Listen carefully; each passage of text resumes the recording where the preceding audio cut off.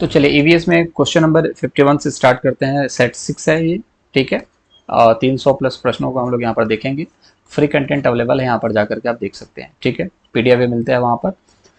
रीता अपनी नौकरी वाले माता पिता, छोटे भाई, दादा दादी, चाचा एवं उनके परिवार के साथ रहती है। किस प्रकार की परिवार की व्यवस्था है ये?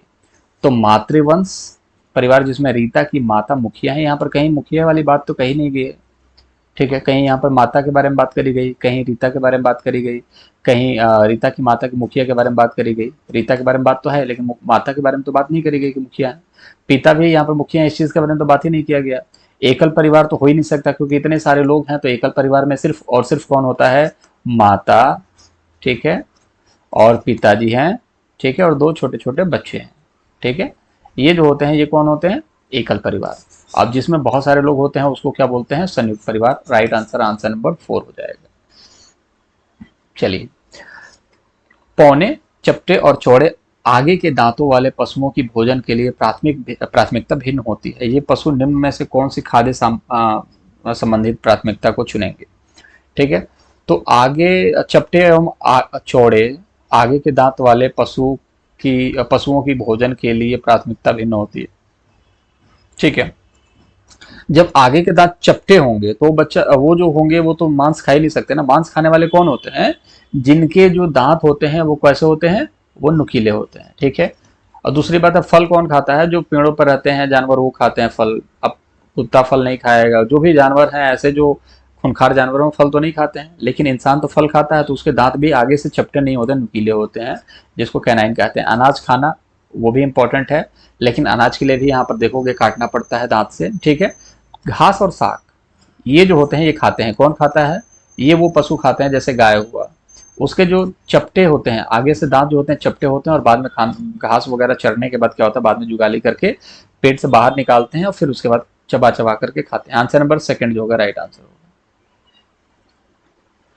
जो पौधे खारे जल वाले क्षेत्रों में उगते हैं उन्हें कहा जाता है। देखिए, आप कभी देखोगे, कभी कभी आप सोचते होगे कि यार ये लोग कैसे सड़क के किनारे रह लेते हैं, हमारे घर के बच्चे तो बीमार पड़ जाते हैं, ठीक है। तो हर एक स्थिति जो है ना कहीं नेचर है। नेचर में जिस स्थिति में आप रहोगे ना उस तरीके से बनोगे। वॉटसन ने क्या कहा था?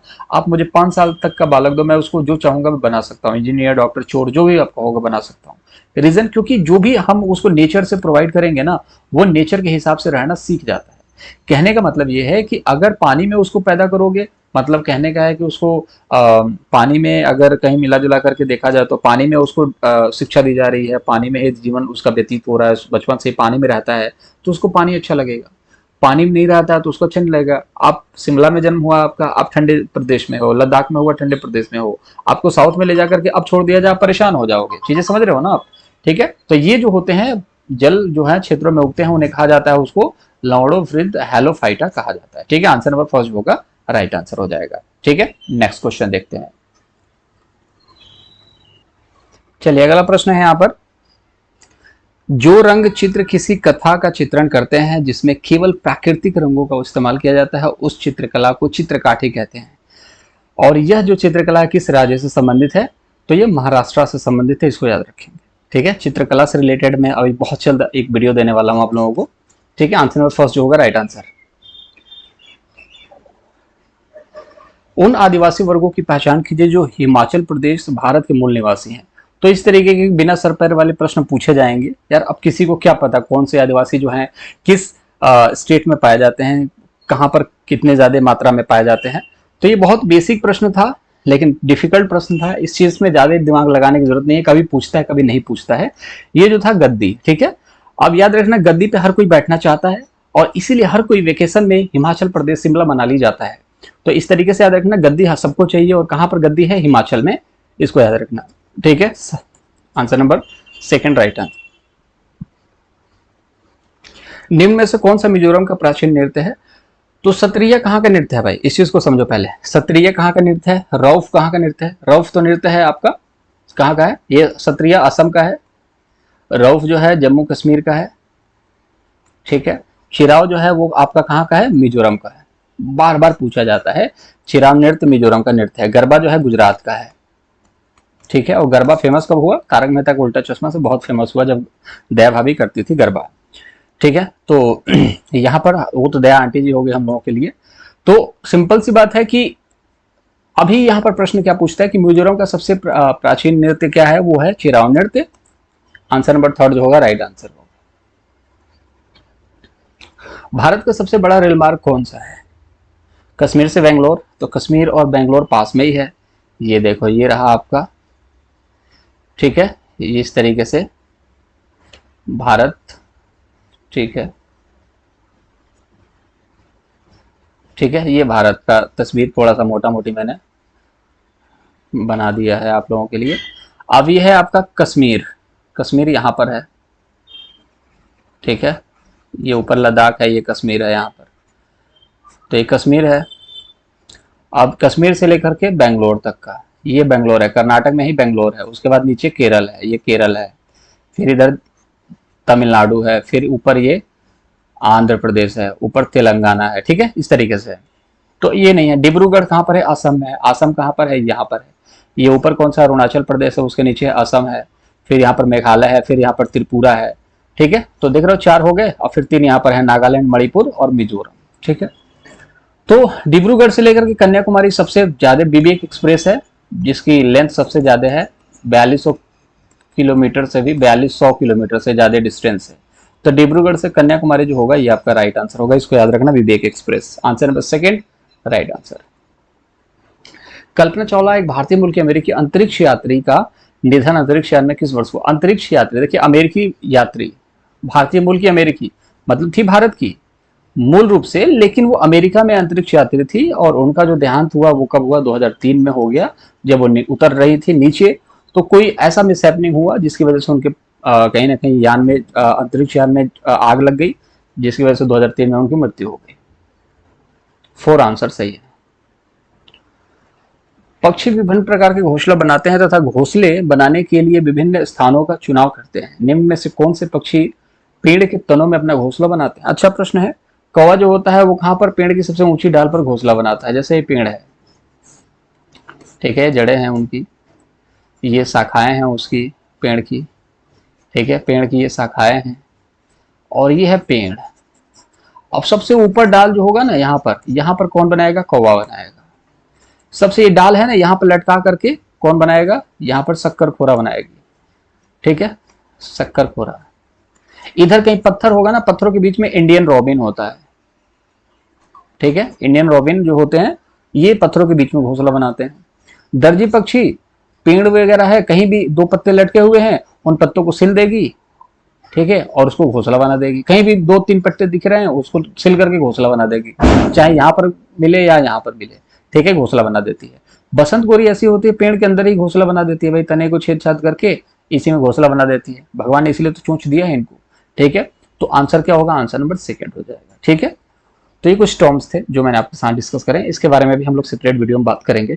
निश्चिंत रहें आप, अभी 2 महीने पेपर है, उससे पहले पहले बहुत सारी चीजें मैं जल्दी जल्दी आप लोगों को देने वाला हूँ।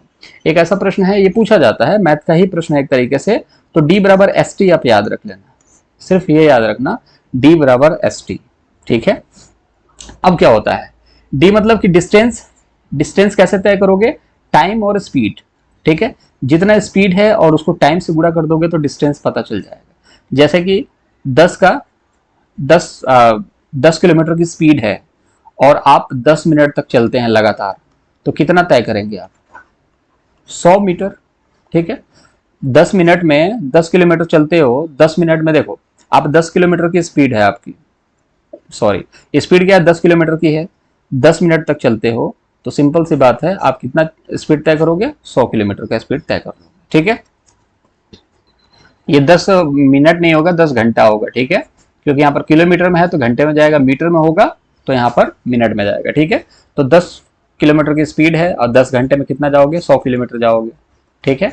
और अगर यहाँ पर किलोमीटर नहीं है, मीटर है, तो इसको किलोमीटर में चेंज करना पड़ेगा हमें, ठीक है। अब उसको ही मैं बताऊंगा। अब देखो डिस्टेंस यहाँ पर दे रखा पहले से ही 1134, स्पीड क्या दे रखा है? नहीं पता है, स्पीड को तो हमें निकालना है ना, चाल बतानी है हमें, और टाइम दे रखा है 21 घंटे। तो अब हम अब इसमें क्या करेंगे?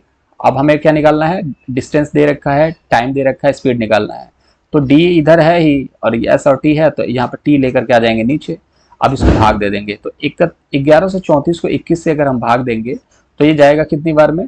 ये जाएगा आपका 5, 110, फिर कितना हो जाएगा 34 है ना, फिर यहाँ पर 2 हो जाएगा, यहाँ पर 10 है, 1134 है ना, तो 5 बार में जाएगा 10, और फिर यहाँ पर आ जाएगा 3, ठीक है, 3 आ जाएगा, फिर यहाँ पर 4 आ जाएगा 34, ठीक है। तो ये तो कट ही नहीं रहा है यार, ठीक है, कट इसलिए नहीं रहा है क्योंकि इधर उधर हो गया, इसको साफ सुथरा करते हैं।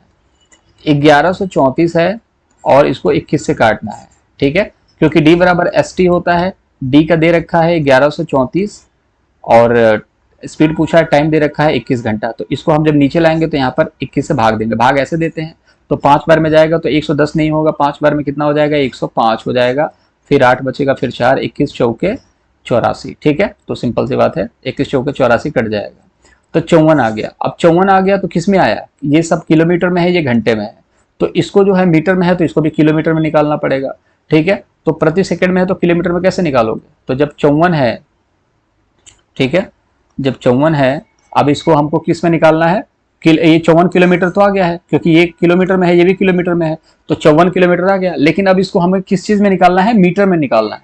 तो मीटर में निकालने के लिए क्या होता है, देखिए मैंने 5/18 है, तो जो छोटा वाला है, अगर मीटर में निकालना है तो छोटा वाला ऊपर होगा, जब मीटर में निकालना, किलोमीटर में निकालना है तो बड़ा वाला ऊपर होगा, ठीक है। तो ये मीटर में निकालने के लिए 5/18 है, और अगर किलोमीटर में निकालना है तो 18/5, मतलब कि जब अगर छोटा, मतलब मीटर क्या है, छोटा है, तो छोटा निकालने के लिए 5 ऊपर रहेगा, बड़ा निकालने के लिए 18 ऊपर रहेगा। अब 54 किलोमीटर आ चुका है, अब किलोमीटर में है तो मीटर के लिए उल्टा करना पड़ेगा, मीटर के लिए छोटा ऊपर रहेगा, तो ये ऊपर है छोटा वाला, नीचे है बड़ा, 18 तिहाई 54, 3 3 5 15, 15 हो जाएगा right answer, answer number first होगा राइट आंसर, ठीक है। तो चलिए मुलाकात अगले वीडियो में करेंगे, अपना ख्याल रखेंगे, चैनल को चाहे तो सब्सक्राइब कर सकते हैं, यहाँ पर फ्री कंटेंट है, उसको जाकर के पढ़िए आप।